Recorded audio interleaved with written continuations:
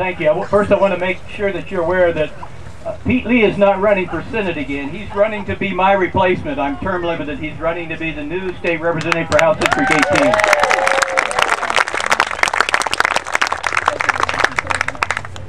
Well, I'm State Representative Michael Merrifield. I've been your state representative for 7 years. I am term limited, but I'm here today because I have a personal story and I have a personal interest in this issue.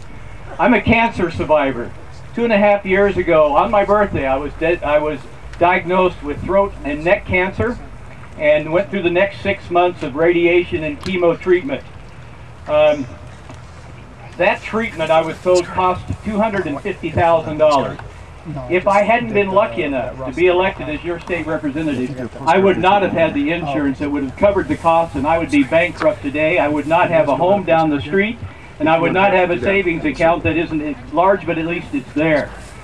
So, and 1 year from now, when I am term limited, I will be uninsured and I will be uninsurable because I will have a precondition that will make me uninsurable from my cancer. So I have a personal interest.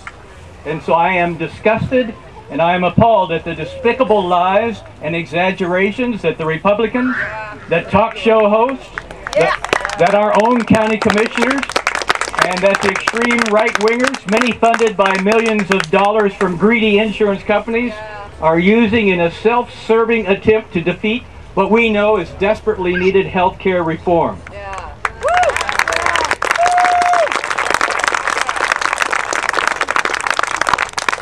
Now, these are the same insurance companies that make their profit by denying your health care.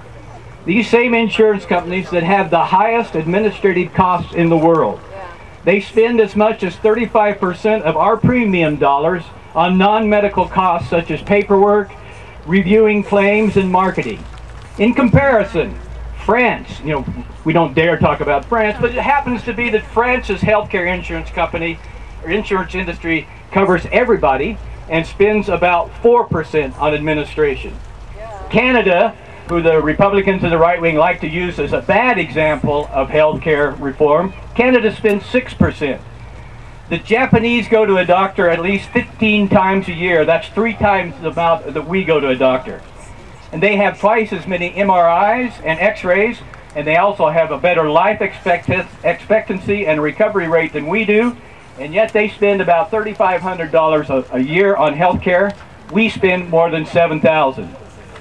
The key difference between foreign health insurance plans and ours is that they exist only to pay people's medical bills, not to make a profit. The U.S. is the only developed country that lets insurance companies profit from basic health coverage. I think that's sick.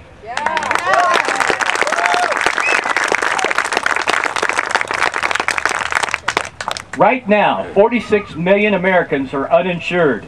2/3 of those come from families with at least one full-time worker. Among them are 27 million small business owners and their dependents and their employees of those businesses. Small businesses pay 3 times the administrative cost of large businesses for health care, for health insurance. So reform is vital to the survival of our small businesses and their ability to compete in the marketplace. Insurance rates in Colorado have risen 91% since 2000. The average family in El Paso County pays $12,953 a year for health insurance.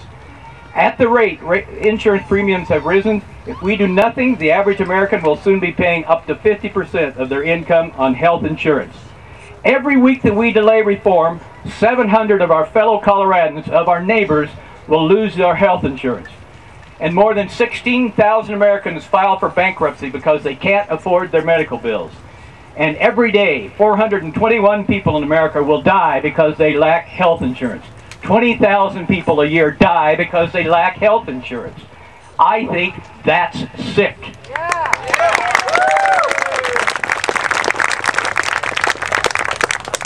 Well, we know that the cost of health care is crippling Colorado families and businesses, especially small businesses, and that health insurance reform is the only way we're going to bring these costs under control for the benefit of our neighbors and the rest of the residents in El Paso County. So I say it's time to stop playing politics and find solutions that work for American families. Health insurance reform should not be about scoring political points, It's about people's lives. It's about people's businesses. And it's about our country's future. So that's all I got for my prepared notes. I just want to quickly remind you of something. You know, I was not always a politician. I was actually a music teacher for 30 years. And I'm very committed to the truth that music helps you sell a message and makes you understand it better. And over the last year or so, I've gotten to listen to country music. I never was much of a fan, but actually it's the only music that I can understand the words and there's a melody to anymore. So I got to thinking, I was listening to country music the last week or so, they cover everything. They talk about making up and breaking up and raising kids and divorce, all kinds of issues that we face every day. There's a lot of patriotic songs in there, but I have not heard one song about the crisis we're facing when it comes to healthcare reform. You would think it'd be a natural country song. So being a musician, I took the time to write down, scratch down a couple of lines here that I think maybe could be a good country song. And I need a hat to get in the mood. I'm thinking maybe the Dixie Chicks would take this song. Okay, let's try it.